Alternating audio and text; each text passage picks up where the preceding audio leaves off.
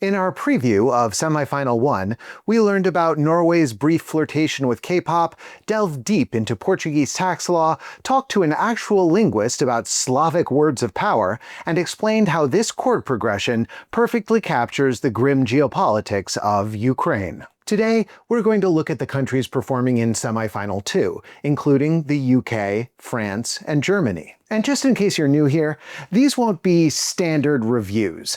We've tried to find interesting takes on these 19 songs, which most people wouldn't think of, or care about. But I'm not most people. I'm Matt Rather, and this is Overthinking Eurovision.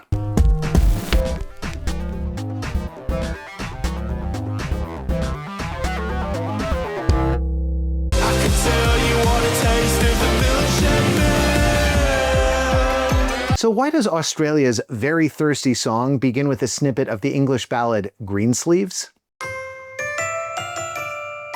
I'm glad you asked. Our story begins in 1526, when Henry VIII fell in love with Anne Boleyn. And as tradition has it, he courted her by composing the song Greensleeves, as depicted in Season 1 of The Tudors.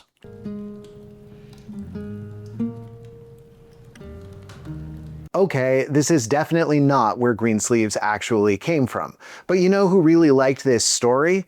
Dominic Fachino, whose family owned one of the biggest ice cream companies in the UK during the first half of the 20th century. In 1958, Dominic started Mr. Whippy, the first UK ice cream van franchise. You can't have a pie without Cool Whip. Cool Whip? Cool Whip, yeah. You mean Cool Whip. Yeah, Cool Whip. And because Fachino was fascinated with Henry VIII, he chose Greensleeves as the chime. He also made the Mr. Whippy logo a scoop of ice cream wearing a Henry VIII-style hat. Say whip. Whip. Now say Cool Whip. Cool Whip. In 1962, Fachino sent 10 ice cream vans to Sydney, and they brought their signature song with them. Mr. Whippy was wildly popular. One of the most famous Australian pop stars ever is Johnny Farnham, and at the very beginning of his career, he recorded a song called Mr. Whippy. Hey, Mr. Whippy, can I have an ice cream too? Today in Australia, all ice cream trucks are called Mr. Whippy, even the ones that aren't the Mr. Whippy brand. It's like Kleenex, but tastier. Cool Whip. Cool Whip. Cool Whip. Cool Whip. You're eating hair! One more piece of Mr. Whippy trivia. In 1966, an Australian folk group called the Twilighters made a Vietnam-era song called Cream Sleeves that went, Now the army's made tanks out of every van to send to the jungles of Vietnam. Australia's the envy of Uncle Sam, 'cause Yanks don't have tanks that play green sleeves.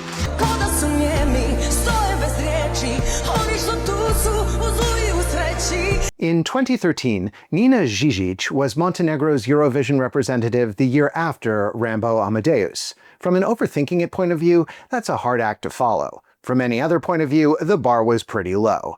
Just give the crowd something they could make sense of. For instance, a dubstep song about partying performed by 2 rapping astronauts and a sexy cyborg. What?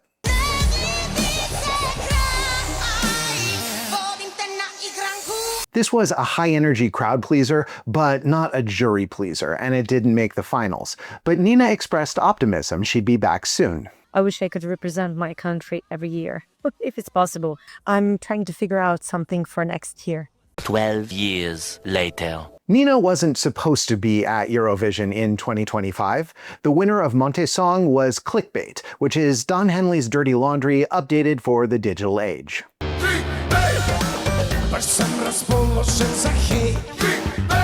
But only 5 days after Clickbait got picked, wait, it turned out the song had been performed back in 2023 and it was therefore ineligible.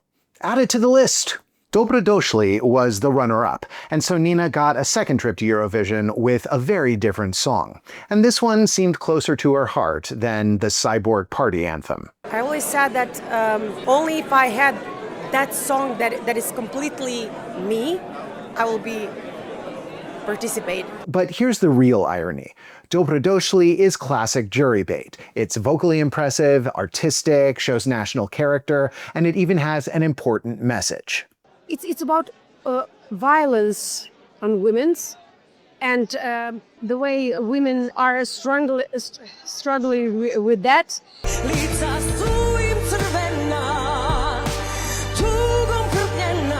In 2013, she would have qualified for sure thanks to the jury alone. But in 2025, there is no jury in the semifinals. It's televoting only, and at the time we record this, she has one of the lowest chances of advancing.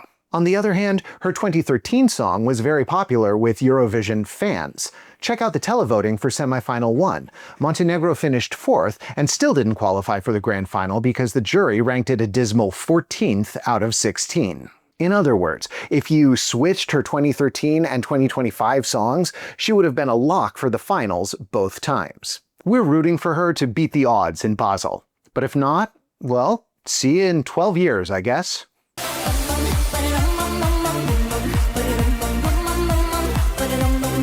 You might want to have your emotional support animal ready before we get into this one. The world's first astronaut was Laika, a stray dog off the streets of Moscow.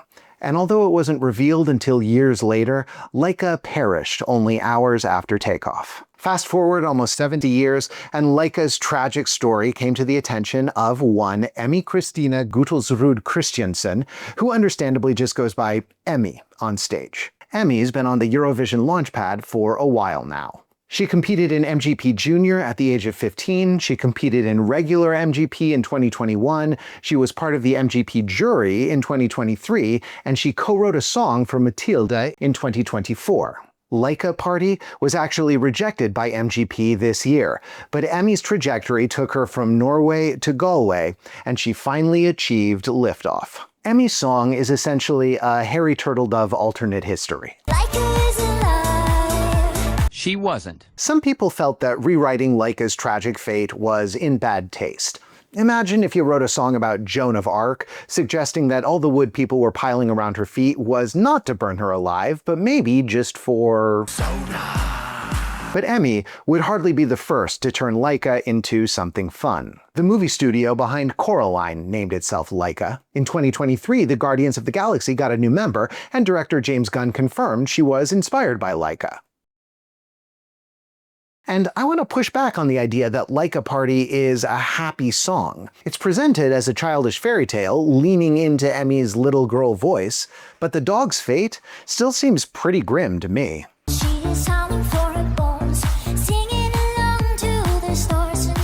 More importantly, Laika Party doesn't absolve humanity from sending her up there.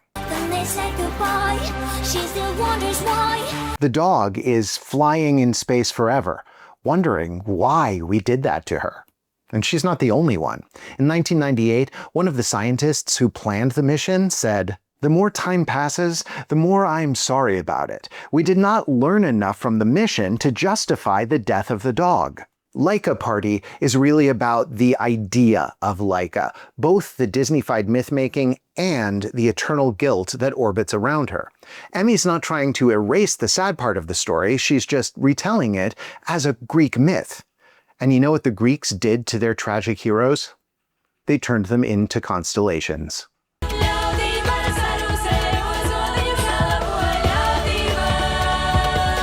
Tautumeitas have several members who studied ethnomusicology, and they know Latvian folk music inside out. The group's founder, Asnate Rantsane, researched the traditional songs of a single village in southeast Latvia for her bachelor's thesis.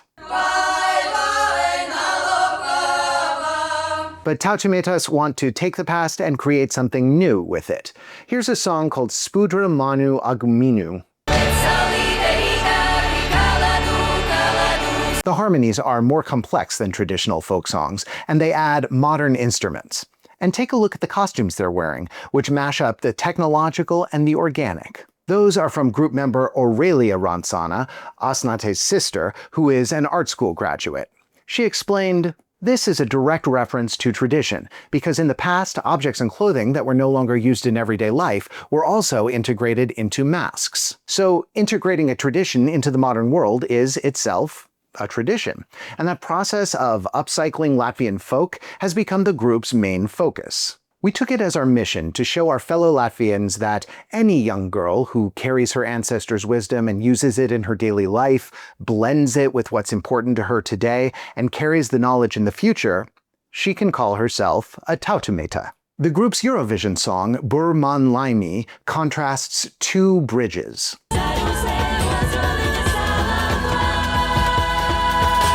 We spoke with Ginta Perle-Sile, a researcher at the University of Latvia's Institute of Literature, Folklore, and Art.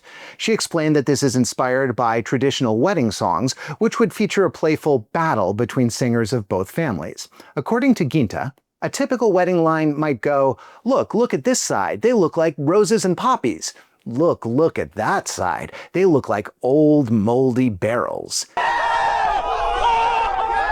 Saying that the other side doesn't know how to craft a stable bridge would also be a traditional insult. So this is the kind of line you might hear at a wedding, but I think it's also a statement about how art has meaning because of its ties to the past. In February, the band said, "We have knowledge that has come from our roots for generations. Our knowledge and confidence is like there is a world tree growing inside us, an oak with fire at the top." And what is this bridge of steel? Well, maybe it's other artists who use pieces of folk traditions without truly understanding them. Where did you come from? Where did you go? Where did you come from, Cotton Eye Joe? Sure, you can build a song that way, but it's a song without roots. You have to take the time to study the past before you can create the future.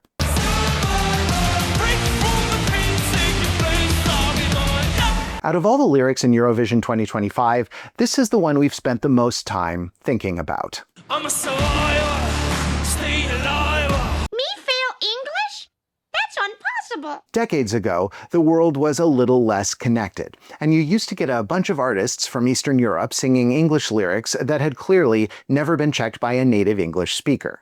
In 2010, Latvia dared to ask the question, "What for are we dreaming? What for are we losing?" And boldly they answered it with, "Only Mr. God knows why." But his phone today is out of range.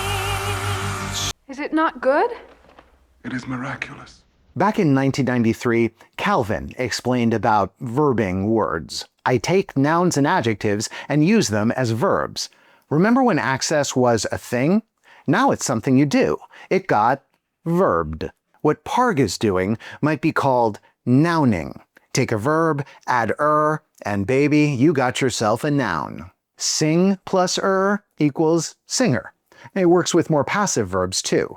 Take do good, add and you have do-gooder. And while aliver is not a word, its opposite is. Dyer is in the dictionary. It means one that dies, apparently. Actually, wait. Maybe stay aliver is a good lyric. Maybe it's even a great one. Sure, aliver is not an official word, but you know what else didn't used to be an official word? Every single word, until people like Parg came along and made words happen.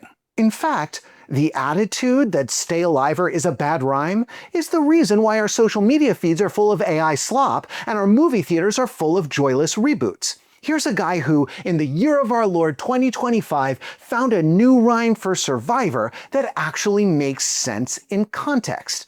That's a little like adding a new element to the periodic table. And you mock him for that? Destiny's Child wrote a song called Survivor, and the best they could do was... So Parg, you're more than a stay-aliver, you're a goddamn poet. Actually, it was probably one of his 9 credited co-writers on the song. Still, though.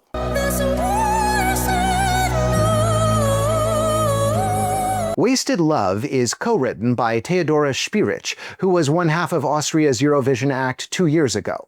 Although, come to think of it, maybe she didn't co-write this song? Oh, it's not me, it's Edgar. JJ also has a bit of a split personality. He can sing pop, but he's also a professional opera singer. Here's him performing with the Vienna State Opera in January 2025 as one of the 3 spirits in The Magic Flute. But there's something interesting about this part.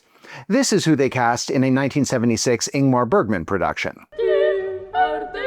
The spirits are roles that are traditionally played by boys or women because it takes a special kind of man to do this.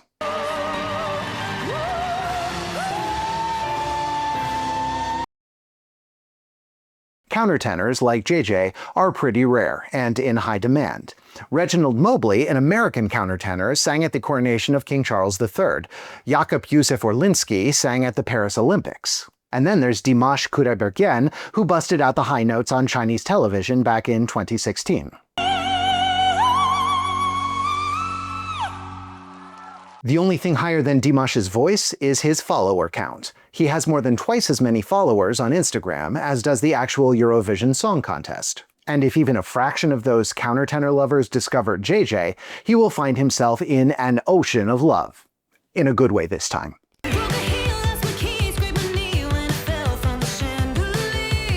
Remember Monday's early work was heavily inspired by country music from this side of the pond. Back on the road, with the windows down. Turns out country music is hot in the UK right now. In 2024, streams increased 67% year over year. But instead of The Chicks, What the Hell Just Happened feels more like Queen, with rich harmonies and triumphant power chords. It's probably not a coincidence that the group's biggest viral hit is a cover of Fat-Bottomed Girls. But thematically, this is a little less Freddie and a little more Katy.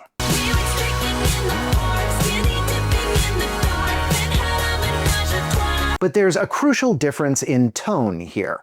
For Katy Perry, the debauchery of Last Friday Night is pretty much business as usual. For Remember Monday, this is uncharted territory.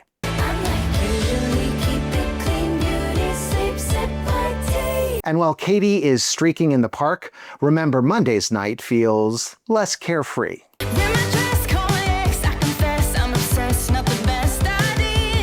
Which feels like a PG version of a SZA lyric. I just killed my ex, not the best idea.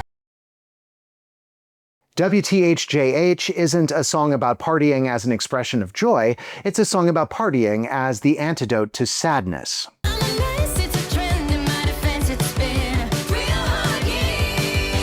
But while Sia is swinging from a chandelier as a temporary escape from a sadness that comes roaring right back, for Remember Monday, the chandelier thing seems to actually jumpstart something positive.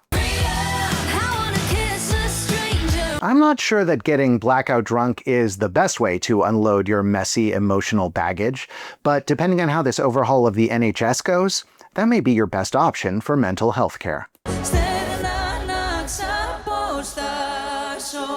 Turkey hasn't competed since 2012, back when we Americans were calling it Turkey. But just because it's done with Eurovision doesn't mean Eurovision is done with it. In 2015, Armenia sent a song called Face the Shadow, which the Eurovision website desperately described as a song about universal values. However, A, it was the 100th anniversary of the Armenian genocide, and B, the original title was Don't Deny. C, the members of the group were the descendants of Armenians displaced in the genocide. I could keep going, but I would eventually run out of letters. 10 years later, it's Greece's turn to send a song that is officially not about Turkey genociding them. This is a song about refugees, and Klavdia's family were refugees from the Pontus region of modern-day Turkey, which was ethnically cleansed of Greeks between 1913 and 1923. And the music video appears to feature women dressed in traditional Pontic clothing. But hey, Eurovision is a non-political event, so it can't be about that. Τους ανθρώπους τους δεν μιλάει για κάποιο συγκεκριμένο γεγονός, μιλάει γενικά για οποιαδήποτε συνθήκη έκανε κάποιον άνθρωπο να χάσει τη γη του. Everyone can relate to the song in a different way. Meanwhile, the Greek media wasn't so diplomatic. Αντλώντας έμπνευση από τη γενοκτονία και τον ξεριζωμό των ποντίων. The last thing Turkey wants is more people Googling what happened in Pontus during World War I. But there's an old saying, those who do not study the PR blunders of Barbra Streisand are doomed to repeat them. Neither Klavdia nor Greece were allowed to say anything specific about the song's meaning. And then the Turkish broadcaster went running to the press to say, hey, this song seems to be about that genocide we allegedly did. If they hadn't done that, this segment would probably be like a top 5 list of singers with giant glasses, with Nana Mouskouri or Lisa Loeb at number 1. Anyway, Klavdia, good luck with your song that could mean anything. Oh, and please accept our good wishes for Remembrance Day of the Pontic Greek genocide, which happens 2 days after Eurovision.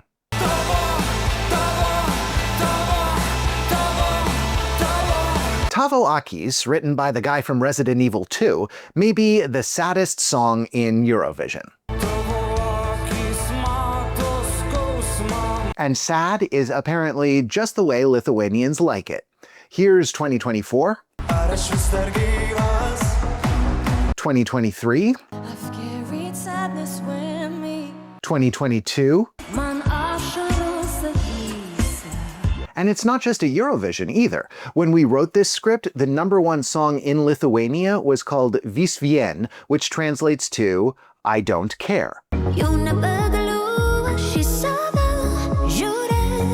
Is Lithuania depressed or something? Okay, it's actually just about average. I guess there's nothing to worry about. Just in case, let me look at the suicide rate and Velnai Rautu.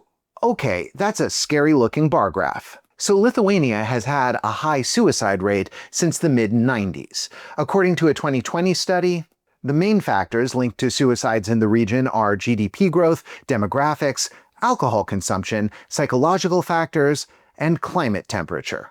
So, everything. Got it.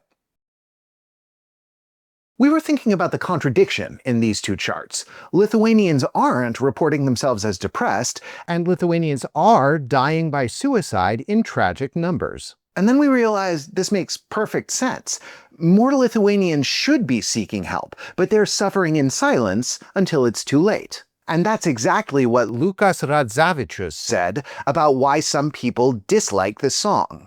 Tipo žmonės antiek neigiamai atsiliepia į liūdesį, kad tai parodo, ant kiek jie liūdni žmonės, kad net juos antiek atgraso pamastyti apie kažkokią tamsą, apie save, dar kažką. Art can be a powerful tool for letting the sadness out safely. Psychologists have a name for this kind of release, and it's also the name of the band. And maybe it's not just Lithuanians who could benefit from engaging with sadness. Judging by the Eurovision odds, people want to cope with these feelings by retreating into a warm, dark, womb-like refuge.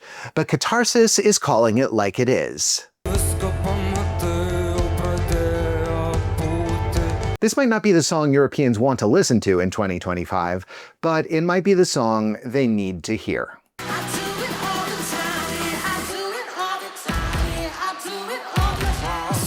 Once upon a time, serving was something Carson did on Downton Abbey. But in the 1970s, the drag ballroom scene changed that forever. If someone really nailed their makeup, they were serving face. And if they could actually pass as a woman, they were serving, well, you know. In the premiere episode of RuPaul's Drag Race in 2009, she described the qualities of the ideal queen. Charisma, uniqueness, nerve, and talent. Thus, a queen on Drag Race might be described as serving CUNT.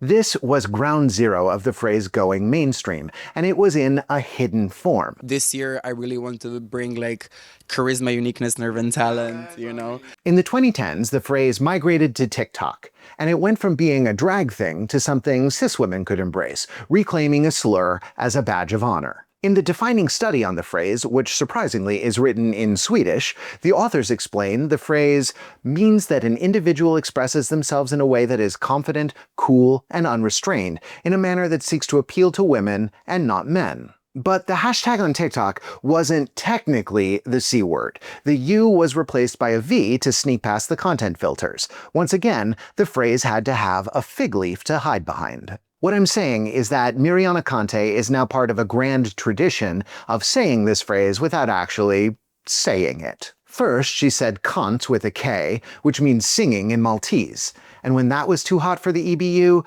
she left it unspoken, counting on the world's largest gay audience to scream it for her. Serving.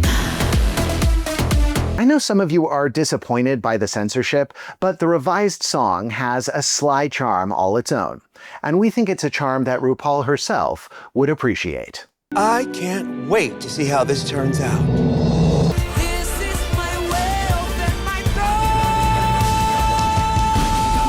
As a matter of survival, we are trying to limit this video to one take per country. But in the case of Georgia, there are two topics that simply must be addressed. First of all, the word Orwellian is bandied about willy-nilly, but when Georgia sends a song to Eurovision called Freedom, they pretty much force me to pull up this official European Parliament report called Human Rights Breaches in China, Nicaragua, and Georgia. They specifically cite the treatment of Nika Gvaramia, the editor-in-chief of the main broadcaster in the country opposing the ruling party, who was facing a lengthy prison sentence at the time. Let's check in and see how Gvaramia is doing now. Masked police in the Georgian capital Tbilisi detained the leader of one of the country's four main opposition parties, carrying what appeared to be his unmoving body toward a waiting vehicle. So I think it's safe to say that freedom in Georgia may be slightly different than the EBU would define it. The political situation in Georgia has been covered by others, and you should check them out.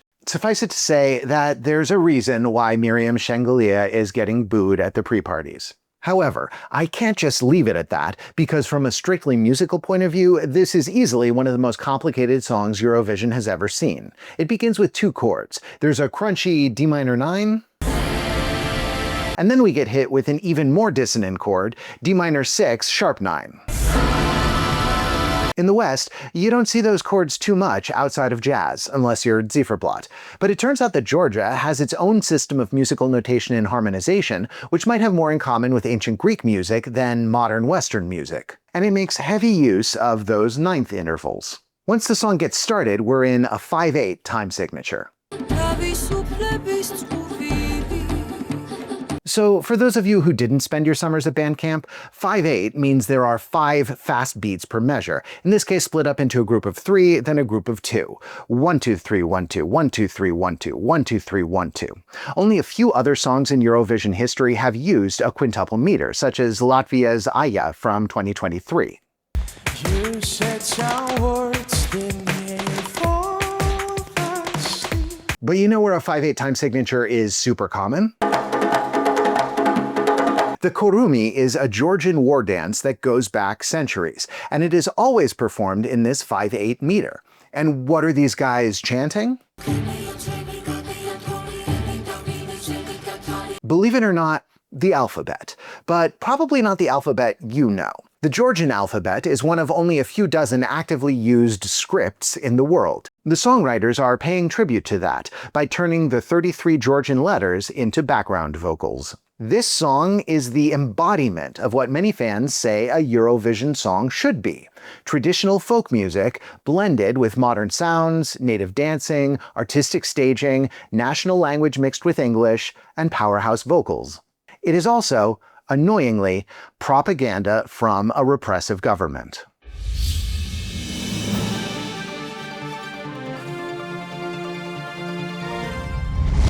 Welcome to the G-Spot, where we probe deep to bring you all the info on Eurovision's biggest stud, Thomas Gesson.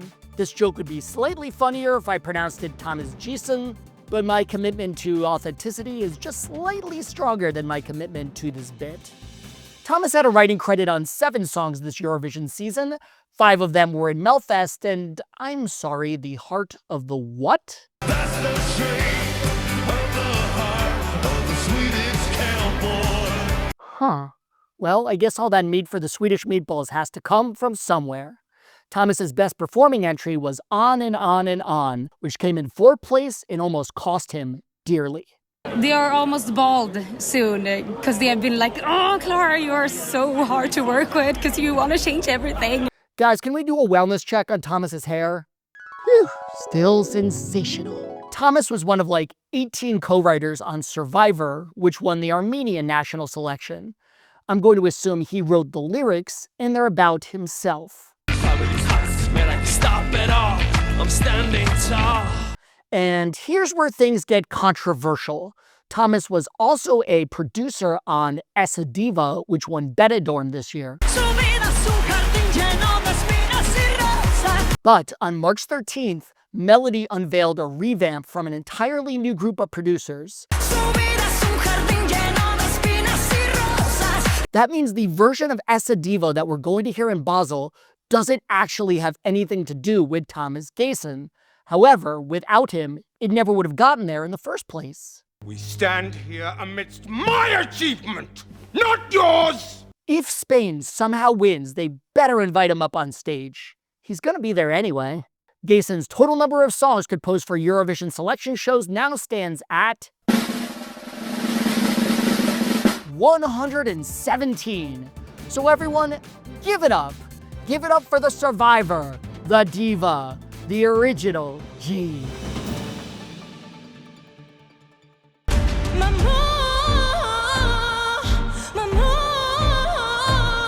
Luan was only 18 when her debut album was released in 2015. One of its singles was called Maman, a word that simply means mom. It was dedicated to Luan's own mother, who had passed away the year before.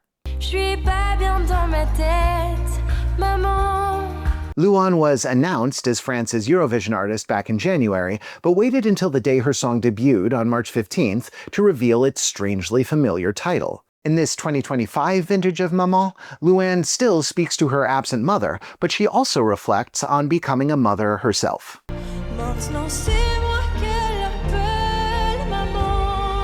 But this seems a little confusing to have two songs by the same artist with the same name. How are you going to find the right one on Spotify? Turns out that won't be a problem. The same day she dropped the new Maman, she deleted the old one from all streaming platforms. For the first time, I'm finally well, and this new song exists for that reason. I'd like it to be the only thing we remember, rather than dwelling on the past. It's not unusual for an artist to have songs in their back catalog that they don't like to revisit. The Beastie Boys came to resent Fight for Your Right to Party when it became the anthem of exactly the sort of toxic frat boy it was meant to satirize. Fiona Apple wrote Never Is a Promise when she was 16, and she's said she can't perform it anymore because it's too painful. But you can still hear these songs. And I have to say that while I am happy for Luan that she has found peace, I'm less happy that she's chosen to delete the past. The 2015 version of Maman was a top 20 hit in France. It's an important song by an important artist. And more than that, this song has brought real comfort to thousands and thousands of people struggling with grief over the past 10 years. And to quote a personal role model of mine, "But when you put something beautiful out into the world, it's no longer yours, really." But that might not be all there is to this story.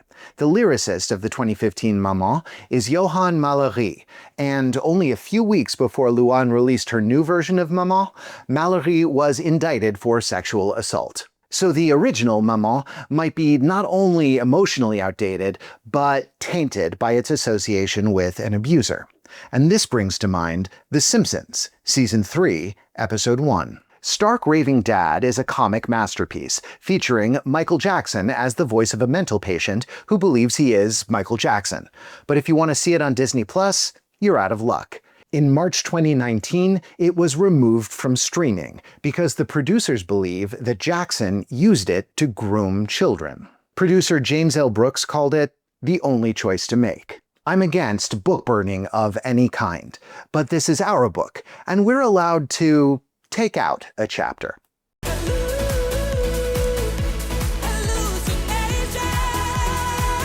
So, did you hear about that Instagram reel where someone was like way harsh on Sisal, ripping apart everything about her national final performance? Man, Eurovision fans get more entitled and meaner every year. I mean, who are you to judge Sisal? You didn't get up on that stage with her, what's that? Oh. You did get up on that stage because you're Sisal herself. Yes, girl, give us absolutely nothing. Part of the fun of Eurovision is developing parasocial bonds with the artists that will last for years. By the way, happy birthday, Brooke, and congratulations on your new phone. And one of the most endearing personalities of the class of 2025 is Sisal. Her social media presence is pure, unfiltered, chaotic neutral.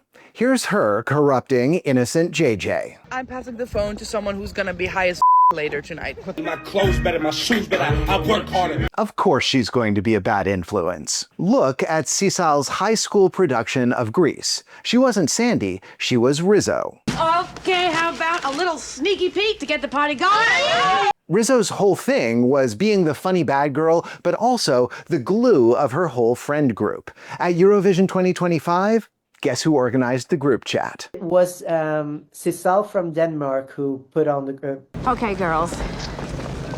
Let's go get them.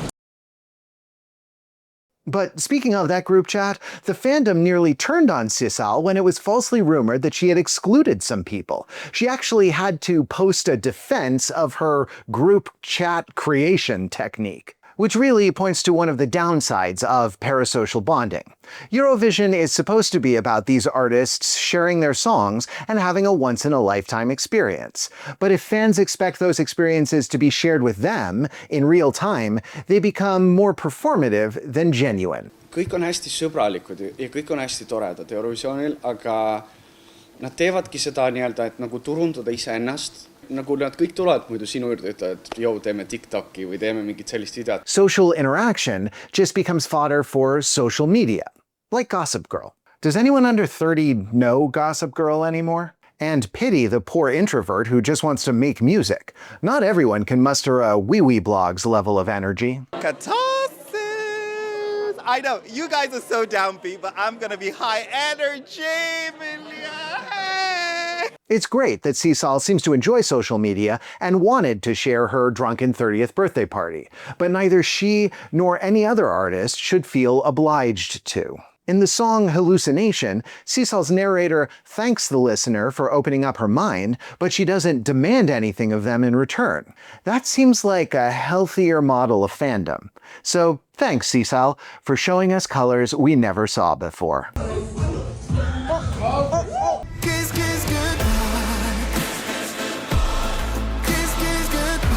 Adam Pavlovchin's big break was Superstar 2021, which is not a sequel to the Molly Shannon film, but a singing competition show.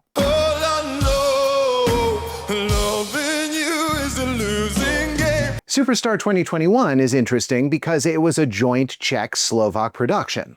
The two countries previously had separate Superstar shows, and they decided to merge. And you know what else is a joint Czech-Slovak production?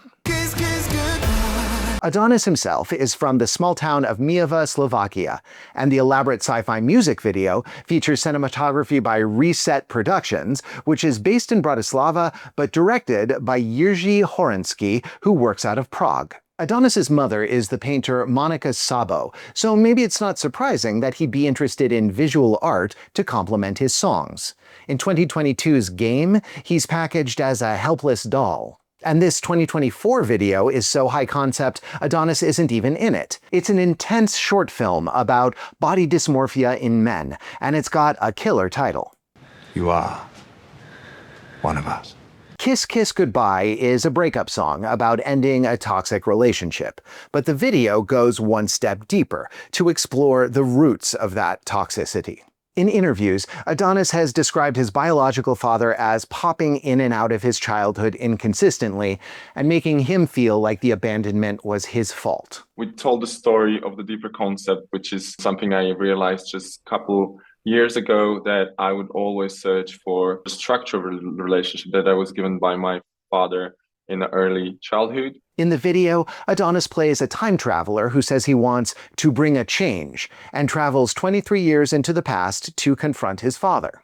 So Kiss Kiss Goodbye is actually realizing the full complex picture and just saying goodbye to it. Wait a minute. Adonis has a multinational collective that helps him express himself artistically and emotionally through videos, and all I get are 90s references and pronunciation challenges? Hey, honey, how would you feel about moving to Prague?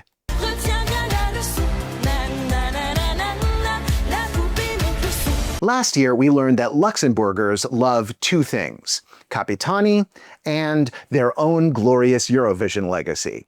When Luxembourg returned to the contest after 31 years, they acted like people had been waiting for this moment like the winds of winter. We might have your sixth win Yes, this year? sixth win, yeah. Yeah? So it was a truly brilliant move by the songwriters working with Laura Thorne this year to make their entry a tribute to Luxembourg's 1965 winning song.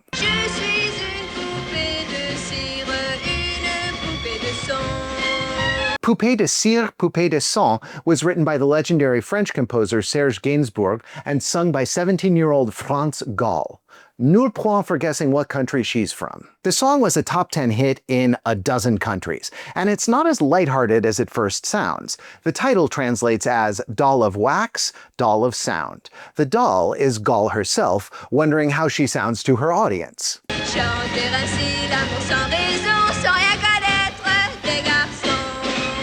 Of course, Gall didn't write these lyrics, a 36-year-old man did. Gall actually did have a boyfriend at the time, fellow French singer Claude François. If they'd gotten married, would she have been France François? We'll never know. After Gall won the Eurovision crown, Claude François threw, as they say, le tantrum des tempères. Elle voulait faire carrière. Claude François, dont elle était très amoureuse, ne le voulait pas. Il y a eu la phrase célèbre, tu as peut-être gagné l'Eurovision, mais moi tu m'as perdu. But an independent Gall would go on to have a multi-decade-long singing career and a long list of charitable causes. When she died in 2018, she was a beloved French icon. If the original song was a meta-commentary about her at age 17, maybe La Poupée monte le sang is a statement about the woman she became. Oublie-moi, je ne suis pas ta marionnette. The title translates as The Doll Turns Up the Sound, as in the doll takes control of her own career. And that's exactly what France Gall did. Extraordinaire de faire un métier où on se crée un public, des gens qui vont vous aimer. But we will stay, even if you say goodbye. Over the past 2 years, many people have wondered why the EBU hasn't made life easy for itself and everyone else by saying shalom to Israel. Was it political pressure? Was it that sweet, sweet Moroccan oil money? Well, here's something to consider. Eurovision may be the only reason why Israel still has a free and independent public broadcaster. The Israel Broadcasting Authority was born in 1948, the same year as Israel itself. But in 2017, it was abruptly closed by the Knesset. The final program IBA ever broadcast was Eurovision, which they aired without commentary since the commentators had already been fired. Tonight is our final night. Shortly, IBA will shut down its broadcasting forever. The official reason for IBA's demise was that it was too expensive and inefficient. But according to CBS, critics say economics wasn't the real motivation behind the closure, but rather an attempt by Prime Minister Benjamin Netanyahu to control the media, which he sees as a biased bastion of the left. IBA's replacement was the Israeli Public Broadcasting Corporation, known as Kan. The news organization of Kan was supposed to be a separate entity, which would have made it much easier for Netanyahu to defund it until it was reduced to covering matkot tournaments. However, EBU rules require its member stations to produce both news and entertainment. If Netanyahu's plan went forward, then Israel would be out of the EBU and Eurovision. And he might have done it anyway, except his plan got caught in a netta.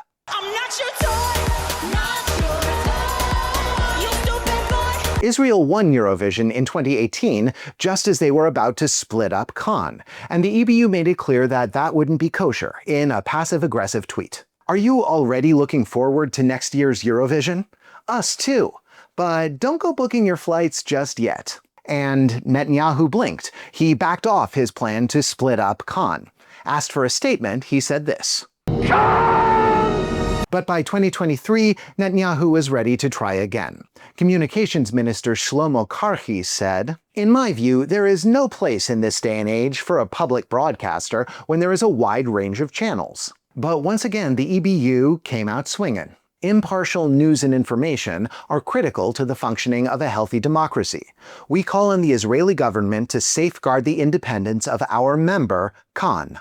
And this spiel kept happening through 2024 and 2025. The Netanyahu government would threaten Kan, the EBU would counter-threaten, kicking them out of Eurovision, and Kan would live to broadcast another day. Which raises the question, why is Eurovision that important to the Israeli government? Sure, it's partially that Eurovision is a useful platform for soft power, see our video on politics and Eurovision. But for Israel, EBU membership was important to its basic identity. According to Nurit Kaneti, chairwoman of the Union of Journalists in Israel, if the news department is harmed, we won't compete in the Eurovision. We feel like we're part of Europe, but this will return us to being part of the Middle East. Netanyahu wants to stay in Eurovision more than he wants to abolish the free press. Now think about what the EBU wants. A lot of people probably assume that the EBU puts like 90% of its energy into Eurovision. But check out its mission statement. At the EBU, we strive to secure a sustainable future for public service media. So it's not an overstatement to say that Eurovision is keeping Cannes alive. And if you just want to have a nice chill Eurovision season, you might say, who cares? The answer is the EBU cares. Supporting public broadcasters is their whole reason for existing, because they believe a free press will help make things better. As the think tank Freedom House said, independent reporting on armed conflicts is crucial for a variety of reasons, including its role in accountability for war crimes and the efficient delivery of humanitarian aid. The protection of journalists should be an urgent priority for Israelis, Palestinians, and all who have a stake in long-term peace and freedom across the region. But what happens if supporting Cannes costs the EBU the support of its other members? On April 11th, 26 members of the EU Parliament wrote a letter to the EBU urging them to exclude Israel. The same day, Spain's public broadcaster called for an open debate among all the member stations. The EBU responded to both letters by politely explaining that Cannes has done nothing wrong and would be sticking around. But if the pressure continues, the EBU might have to relent or risk the whole competition falling apart. And if that happens, the Netanyahu government will quickly turn Cannes into Kant. And not the kind you serve.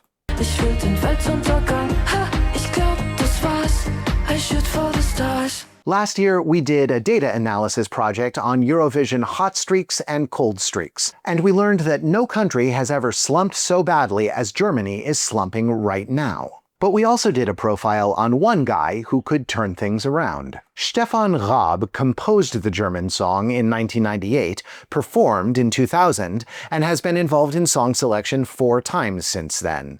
Make that 5 times, because he's back.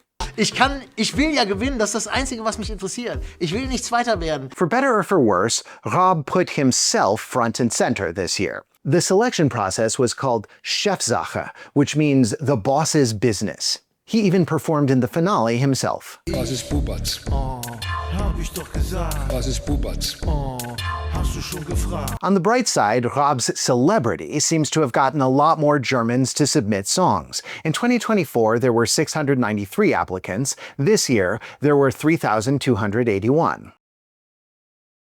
But a lot of people felt like The Boss was a little too bossy. The public only got to vote between the top 5 acts in the superfinal. All the preliminary rounds were in the hands of Raab and his hand-picked jury. The most controversial elimination was fan-favorite Feuerschwanz, a medieval metal band whose song will be played at every Ren Fair from now until the end of time.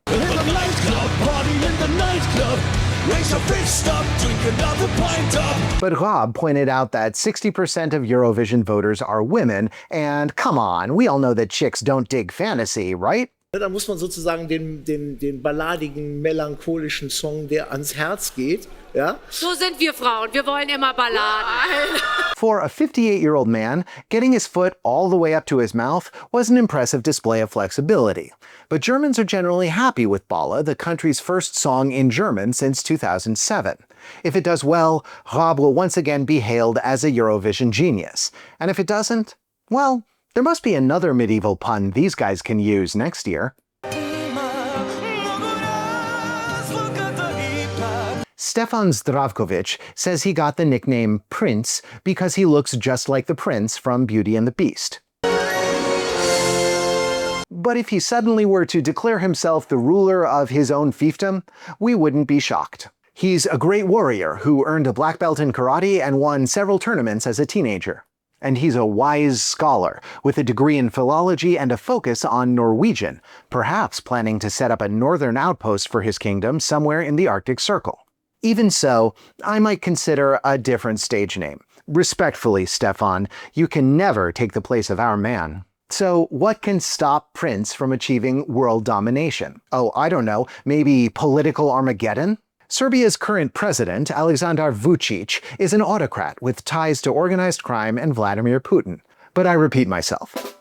Here's a pro tip from an American. If Donald Trump Jr. calls you a great guy, you are not a great guy. The Vučić government has been accused of widespread corruption for years, but the roof really started to fall in on the administration when the roof fell in on the Novi Sad railway station in November of last year, killing over a dozen people. The station was built by a Chinese-led group, and the government is suspiciously reluctant to talk about the deal. And basically, everyone in the entire country under the age of 30 decided enough was enough. But the national broadcaster, RTS, downplayed or even ignored the protests to a level that would have been funny were it not infuriating. The station is widely regarded as under the control of Vučić, who was the Minister of Information in the 1990s. And since RTS also runs the Eurovision selection process, many of the artists became openly hostile toward the national final. Kalina Delic, who competed with her group Bieber, which is another musical stage name that's already taken, said this: "We feel uncomfortable that we are part of this, but we are in checkmate.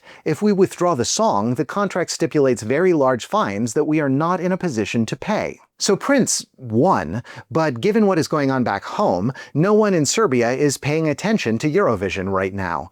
Ratings for the national final fell by a third compared with 2024. So it looks like Princ's plans for world domination will have to wait. And to all our friends in Serbia, best of luck in your fight. Any friend of Donald Trump Jr. is someone we would be happy to see unemployed.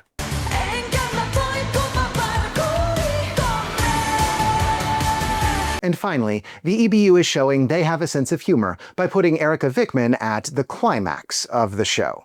And since we've already covered her song at length, we brought in an expert to give us a brand new perspective. Finland is currently going through its Eurovision golden age. In 2020, they revamped their national selection show, EMMY, under the supervision of DJ Orkidea, and that seems to have changed everything for them. In 57 appearances at the contest, Finland has only been top 6 4 times, but 2 of those have come in the last 4 years. They've also become solid qualifiers, achieving the top 7 in their last 4 semi-finals, with Garia even winning his semi-final in 2023. Erika Vikman will be the first lead female vocalist to represent this new and revived Finland, and she aspires to rise even higher. As mentioned in the Deep Dive Erika episode, she's been asked to tone down her performance by the Eurovision producers.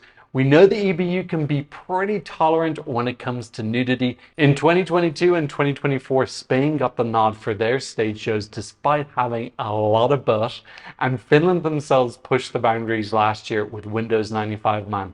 So perhaps it was the choreography of Erika's stage show that pushed them over the edge. We previously saw in 2022 that Ranella from Albania was rumored to have had issues with her choreography and rehearsals before it was finally okayed. Erika currently sits 6th in the Eurovision winning odds. However, historically we've seen that performances with sexual undertones can be titillating for the televote, but a bit more of a turn-off for the juries. Cleo and Donatan came 5th with the televote for Poland in 2014, but then 23rd with the jury, dragging them down to an overall 14th place. Hattari from Iceland were 6th in the televote in 2019 before being sunk to 10th by the jury, and Paul Oscar, the first openly LGBT plus artist in Eurovision history, came 6th with the 5 televote countries for Iceland in 1997, but then plummeted down to 20th overall when the juries kicked in. Nobody has ever won Eurovision from outside the top 4 of the jury. If Erika is going to score that high, it could come down to staging. Just repeating her UMK performance is unlikely to be enough, but she's got a secret weapon in Sergio Hayen, one of the hottest upcoming Eurovision artistic directors, who staged Doomsday Blue for Ireland last year. It's possible that they could find a way to keep the spirit of the performance while also satisfying the juries. We know the crowds are going to love her. If she can dominate the jury problem, she could be a potential dark horse threat to win the contest this year. And then 20 years after Lordi, the contest could be coming back to Finland. And that's Eurovision 2025. Special thanks to Gabe and Tom. You guys know more about Eurovision than I ever will, but neither of you could ever rock a blue linen shirt this hard. And thank you as always to the folks on our Discord who spent countless hours to find out stuff like which karate tournaments Princ won in 2007. Does it matter? Probably not, but they found out anyway, and we feel truly honored. And speaking of people who know more about Eurovision than me, do you have a fun fact, theory, or wall of text of your own? That's what the comments are for. We'll be back after Eurovision to give you our take on whatever happens. Until then, don't be an unstable bridge, be a stay-aliver. We'll see you next time. Oh, hey, someone in the comments told us that poops means baby doll in Russian. So that's one mystery solved.